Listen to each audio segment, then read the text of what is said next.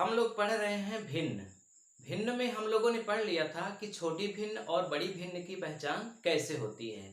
जब दो से अधिक भिन्न होती हैं, तीन भिन्न, चार भिन्न, तो कैसे हम पहचान करते हैं। अब हम लोगों को पढ़ना है कि भिन्नों को कैसे जोड़ा जाता है और कैसे घटाया जाता है।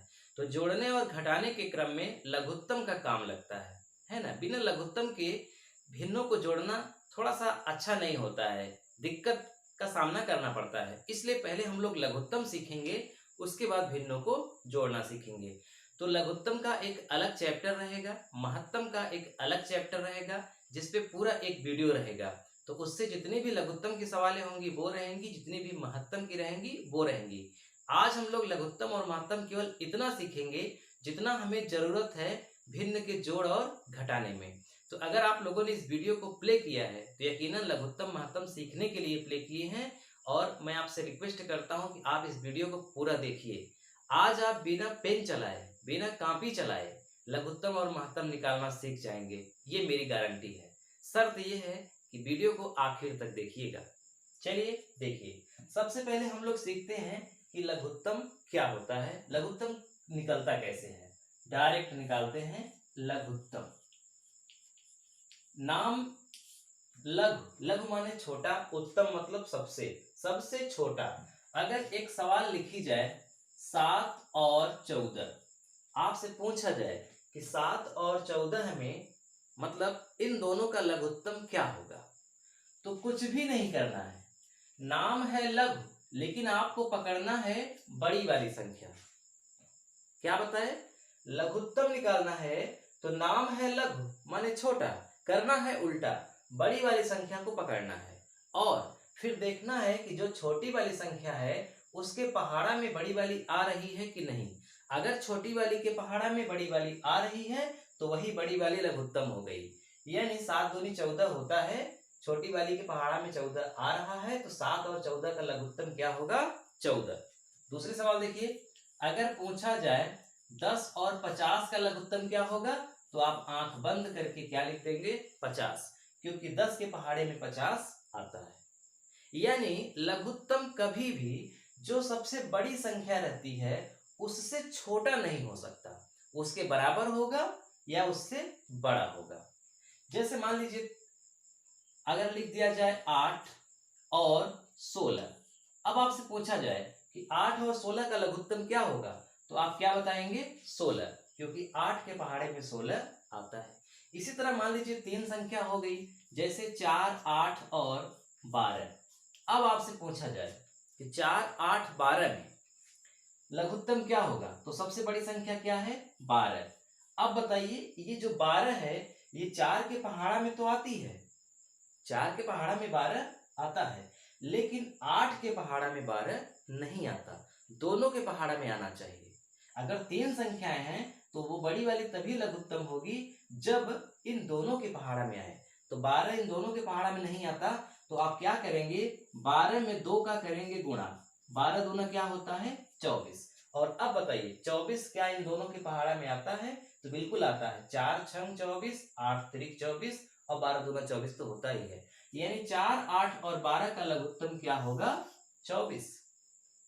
चलिए और देख लेते हैं। मान लीजिए लिखा है 6 और 8 का लघुत्तम बताओ, तो आप आंख बंद करके 8 लिख दीजिए, क्योंकि बड़ी संख्या कौन है, 8। और अब सोचिए कि क्या 6 जो छोटी संख्या है उसके पहाड़े में 8 आता है, तो नहीं आता, नहीं आता ना। जब नहीं आता तो बस अब 8 का मल्टीपल करते जाइए, 8 में 2 का गुणा करिए, क्या हो जाएगा, 16। अब बताओ 16 क्या 6 के पहाड़े में आता है, नहीं आता। तो अब 8 में 3 का गुणा करके चेक करो, 8 त्रिक 24, और देखो 6 के पहाड़े में 24 आता है।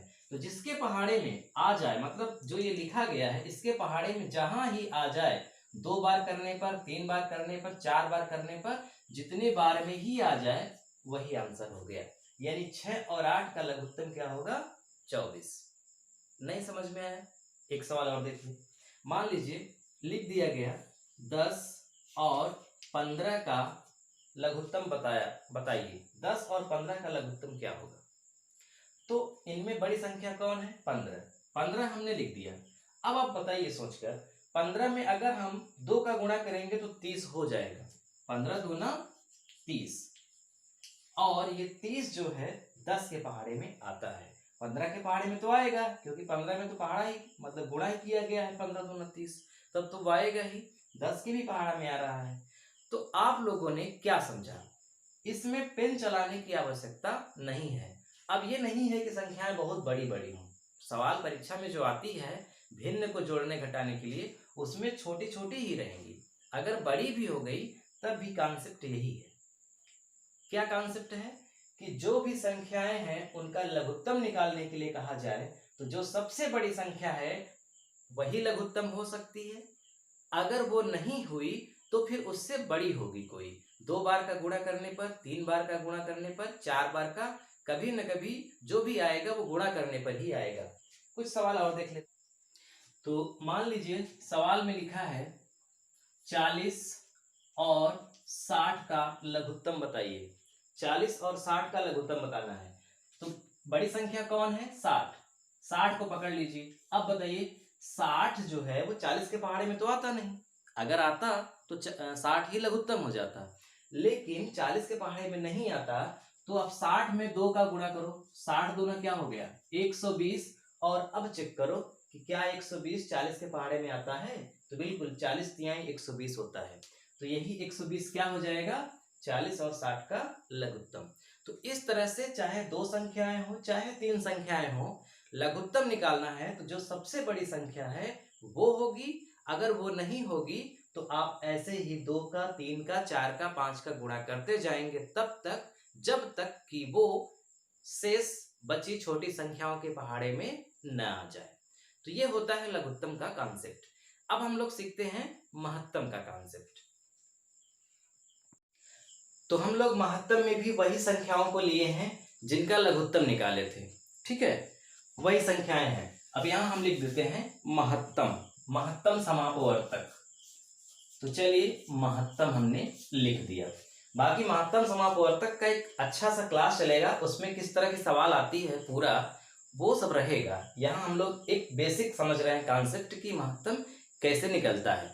तो अगर पूछा जाए 7 और 14 का महत्तम समापवर्तक क्या होगा? अभी हम जब लघुत्तम निकाले तो 7 और 14 का लघुत्तम क्या हुआ था? 14। लेकिन 7 और 14 का महत्तम पूछा जाए तो 7 होगा। जब भी महत्तम कहा जाएगा तो आपको छोटी संख्या देखनी है, और जब लघुत्तम कहा जाएगा तो बड़ी संख्या, जस्ट उल्टा। तो 7 और 14 में महत्तम निकालना है तो बड़ी छोटी संख्या कौन है? 7। अब 7 आप लिख करके वही चीज सोचिए जो लघुत्तम में सोचते थे कि छोटी संख्या के पहाड़े में क्या बड़ी संख्या आ रही है? तो बिल्कुल आ रही है। 7 दूनी 14। तो 7 और 14 का महत्तम क्या होगा? 7। जैसे 10 और 50 का महत्तम क्या होगा? 10, क्योंकि 10 के पहाड़े में 50 आता है। 8 और 16 का महत्तम क्या होगा? 8, क्योंकि 8 के पहाड़े में 16 आता है। 4, 8, 12 का महत्तम क्या होगा? 4। 4, 8, 12 का महत्तम क्या होगा? 4। कैसे? सबसे छोटी संख्या है 4, और इस 4 से 8 और 12 दोनों कट जाता है, यानी कि 4 के पहाड़े में 8 और 12 दोनों आता है। 6 और 8 का महत्तम क्या होगा? 2। कैसे? 6 के पहाड़े में तो 8 नहीं आता, तो अब 6 से कम ऐसी कौन सी संख्या है, 6 से छोटी ऐसी कौन सी संख्या है जिसके पहाड़े में ये दोनों आए? तो वो 2 है। 2 के पहाड़े में 6 भी आएगा और 8 भी आएगा, है ना?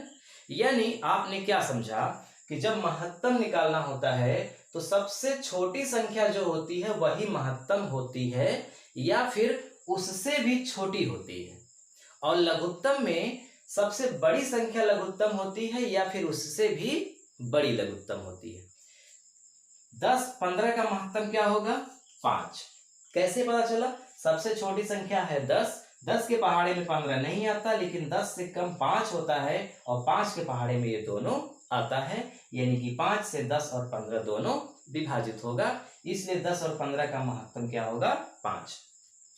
40 और 60 का महत्तम क्या होगा? 40 और 60 का महत्तम होगा 20। कैसे पता चला? 40 से 60 नहीं कटता, तो 40 का जस्ट आधा कर देंगे, 40 से कम 20, यानी 20 के पहाड़े में ये दोनों आता है। तो इस तरह से हम लोगों ने सीखा कि महत्तम समापवर्तक और लघुत्तम समापवर्तक को बिना पेन चलाए कैसे तत्काल निकाल सकते हैं। अब अगर आपकी अच्छी प्रैक्टिस होगी तो बड़ी बड़ी संख्याएं भी कर लेंगे, क्योंकि आप अब बेसिक कॉन्सेप्ट समझ गए हैं। अब अगले वीडियो में हम लोग पढ़ेंगे भिन्नों का जोड़ कैसे होता है और घटाना कैसे होता है। तो अगर वीडियो अच्छा लगा हो तो आप लोग लाइक करिए, और पहली बार देख रहे हो तो चैनल को सब्सक्राइब कर लीजिए। ठीक है, मिलते हैं अगले वीडियो में, तब तक के लिए नमस्कार।